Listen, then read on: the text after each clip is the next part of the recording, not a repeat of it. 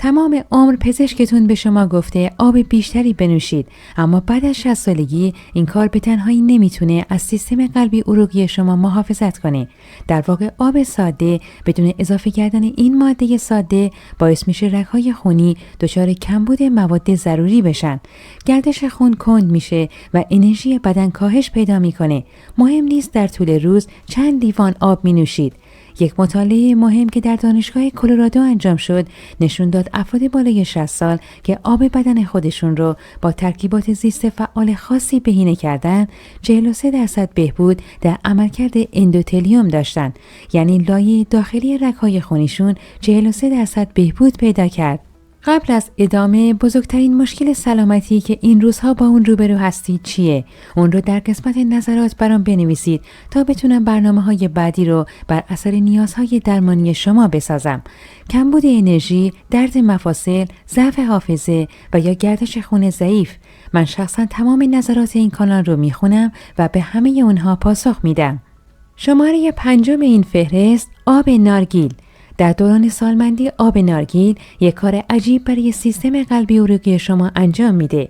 مطالعه‌ای که در دانشگاه وست ایندیز انجام شد نشون داد گروهی از افراد 62 تا 74 ساله که فقط یک لیوان از آب ساده روزانه خودشون رو با آب نارگیل طبیعی جایگزین کردن، تنها پس از 8 هفته فشار خون سیستولیک اونها، یعنی همون عدد بالایی فشار خون که پزشک بیشترین توجه رو به اون داره، 11 واحد کاهش پیدا کرد. دلیل این اتفاق بسیار ساده است. بعد از 60 سالگی کلیه‌های مادی مانند گذشته نمیتونن تعادل بین سدیم و پتاسیم خون رو به خوبی تنظیم کنن. آب نارگیل یکی از غنی‌ترین منابع طبیعی پتاسیم در جهانه. این پتاسیم به شکلیه که دستگاه گوارش سالمندان میتونه اون رو به راحتی جذب و استفاده کنه، برخلاف بسیاری از مکمل‌های پتاسیم که تقریباً بدون جذب از بدن عبور میکنن.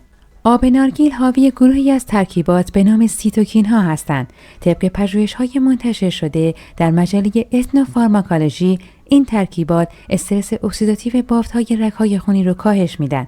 استرس اکسیداتیو یعنی زنگ زدگی آرام و تدریجی درون شریان‌های ما.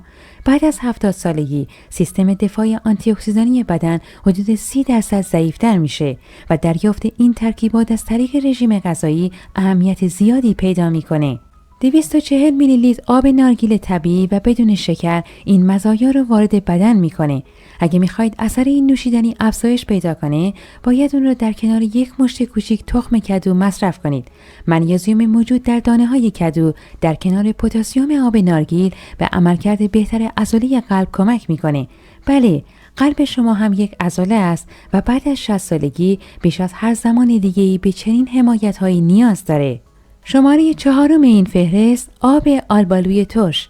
اگر از التهاب، درد مفاصل یا اختلال خواب شبانه رنج میبرید، این نوشیدنی تقریباً مخصوص بدن شما ساخته شده.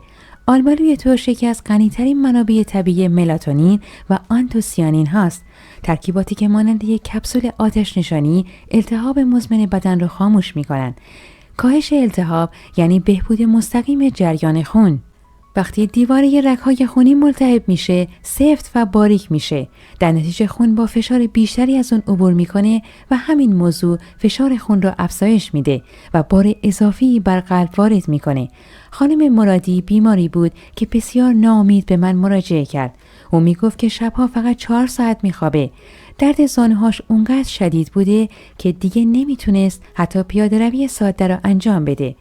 آخرین معاینه اون نشون داده بود که فشار خونش در آستانه افزایش قرار داره.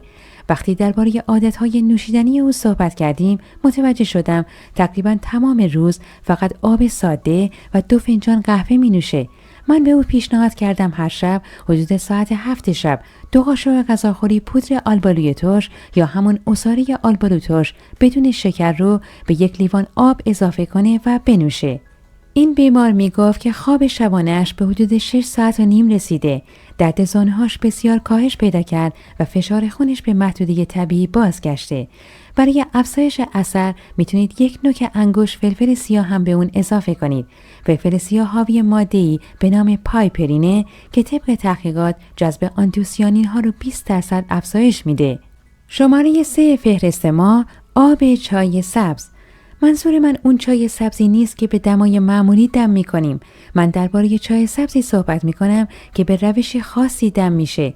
روشی که مقدار موثرترین ترکیب محافظ عروق رو تقریباً 3 برابر افزایش میده.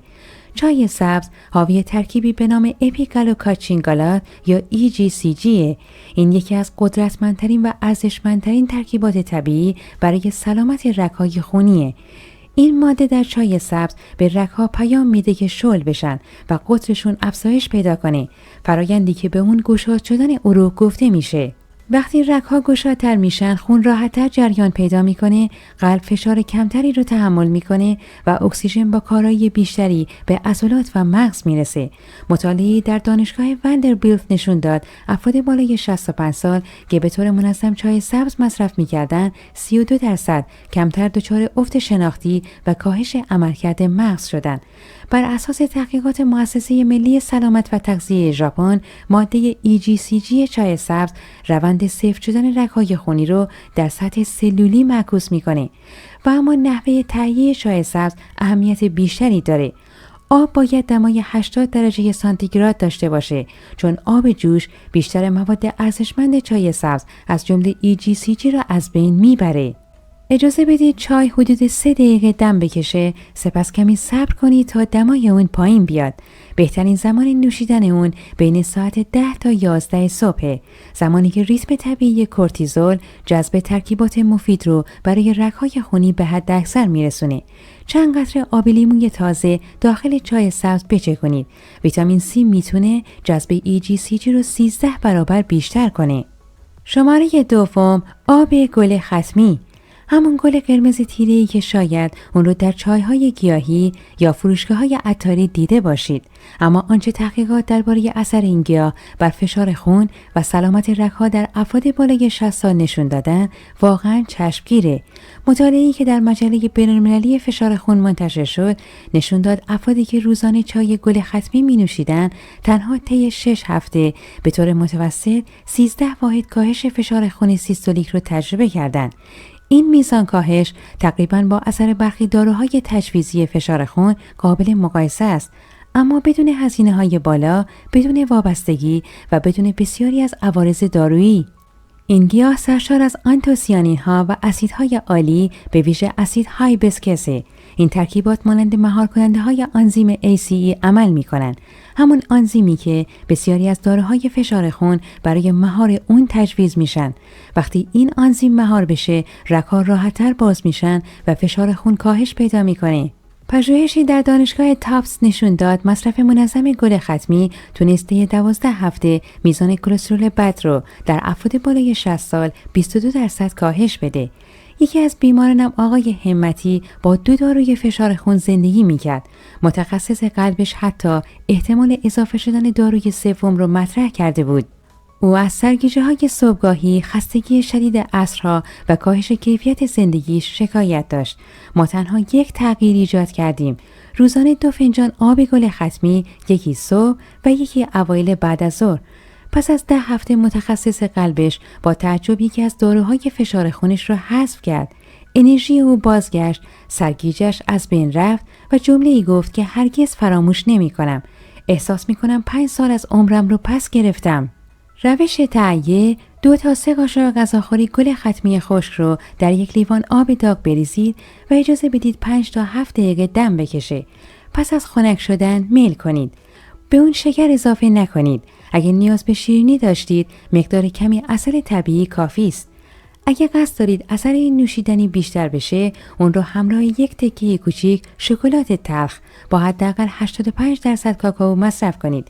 فلاونول‌های موجود در این نوع شکلات و آنتوسیانین‌های گل ختمی از 2 مسیر متفاوت اما مکمل عملکرد رگ‌های خونی رو تقویت می‌کنند. تحقیقات کالج کینگ لندن نشون داده این ترکیب میتونه تولید نیتریک اکساید رو بیش از مصرف هر کدوم به تنهایی افزایش بده. نیتریک اکساید همون مولکولیه که باعث شور شدن و گشاد شدن رگ‌های خونی میشه. اگه همکنون داروی فشار خون مصرف میکنید، قبل از اضافه کردن گل ختمی به برنامه روزانه‌تون حتما با پزشک خودتون مشورت کنید، زیرا اثر اون واقعا قویه و ممکنه نیاز باشه مقدار داروی شما تنظیم بشه. این فقط یک هشدار معمولی نیست، بلکه یک توصیه پزشکی واقعیه، چون این گیاه واقعاً میتونه فشار خون رو کاهش بده. و حالا نوشیدنی شماره اول، نوشیدنی که پژوهشگران وابسته به دانشگاه هاروارد اون رو با 38% کاهش سفتی رگ‌های خونی در افراد بالای 70 سال مرتبط دونستن.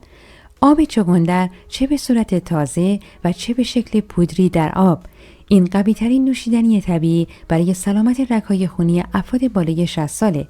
با این حال بیشتر مردم به اون توجه کافی رو ندارن و از کنارش عبور میکنن. چغندر یکی از غنی‌ترین منابع طبیعی نیتراته. پس از مصرف باکتری‌های مفید دهان این نیترات رو به صورت نیتریت تبدیل می‌کنند. سپس در خون نیتریت به نیتریک اکساید تبدیل میشه. نیتریک اکساید شاید مهمترین مولکول برای سلامت عروق باشه، مثل روغنی که لوله‌های خشک رو دوباره روان میکنه. وقتی مقدار اون کافی باشه، رگ‌ها شل میشن، قطر اونها افزایش پیدا میکنه، جریان خون بهتر میشه، اکسیژن راحت‌تر به مغز و عضلات میرسه و قلب با فشار کمتری خون رو پمپ میکنه. پژوهشی در دانشگاه اکستر نشون داد سالمندانی که قبل از فعالیت بدنی آب چغندر نوشیدن 16% دیرتر دچار خستگی شدن. برای یک فرد 72 ساله همین تفاوت میتونه به معنی بالا رفتن راحت‌تر از پله‌ها یا بازی کردن با نوه‌هاش باشه. مطالعات مجله فشار خون نشون داد که تولید طبیعی نیتریک اکساید بین 40 تا 70 سالگی تقریباً 50% کاهش پیدا میکنه. همین کاهش یکی از دلایل اصلی افزایش فشار خون، کاهش حافظه و افت توان بدنی در سالمندانه. آب چغندر فقط یک نوشیدنی سالم نیست، بلکه ماده‌ای رو جایگزین میکنه که بدن شما با افزایش سن به تدریج از دست میده. پژوهشگران وابسته به دانشگاه هاروارد هم دریافتن سالمندان بالای 70 سال که تنها 4 هفته عصاره چغندر مصرف کردن 38% کاهش سفتی عروق رو تجربه کردن، اون هم فقط در مدت 1 ماه. 2 انتخاب دارید: آب 2 چغندر متوسط رو بگیرید و با 1 لیوان آب مخلوط کنید و یا 1 یا 2 قاشق چایخوری پودر خالص چغندر رو در 1 لیوان آب حل کنید. فقط محصولی را انتخاب کنید که شکر یا افزودنی نداشته باشه. بهترین زمان مصرف 90 دقیقه قبل از فعالیت‌های بدنی مثل پیاده‌روی، باغبانی، ورزش و یا فیزیوتراپیه. این زمان به بدن فرصت میده نیتریک اکساید کافی تولید کنه. اگه میخواید بیشترین نتیجه رو بگیرید، آب چغندر رو همراه ویتامین C مصرف بفرمایید. ویتامین C باعث پایداری بیشتر نیتریک اکساید شده و اثر اون رو تقویت میکنه، مانند آب پرتقال طبیعی، کیوی و فلفل دلمه‌ای مخصوصا قرمزش. مطالعات دانشگاه پنسیلوانیا نشون دادن که این ترکیب باعث میشه نیتریک اکساید مدت بیشتری در خون باقی بمونه و جریان خون نسبت به مصرف چغندر به تنهایی بیشتر بهبود پیدا کنه. بعد از مصرف چغندر ممکنه رنگ ادرار یا حتی مدفوع کمی قرمز بشه که این کاملا طبیعیه. این حالت فقط به دلیل رنگدانه‌های طبیعی چغندره، نه خون. پس اگه این اتفاق افتاد جای نگرانی نیست. پس از 60 سالگی انتخاب‌هایی که هر روز انجام میدید بیش از هر زمان دیگری روی سلامت شما اثر میذارن. نه به این دلیل که دیر شده، بلکه چون بدن شما اکنون به حمایت بیشتری نیاز داره. رگ‌های خونی شما 10 سال بی‌وقفه کار کردن، سالها استرس، تغذیه و گذر زمان رو تحمل کردن و هنوز هم هر ثانیه برای زنده نگه داشتن شما تلاش میکنن.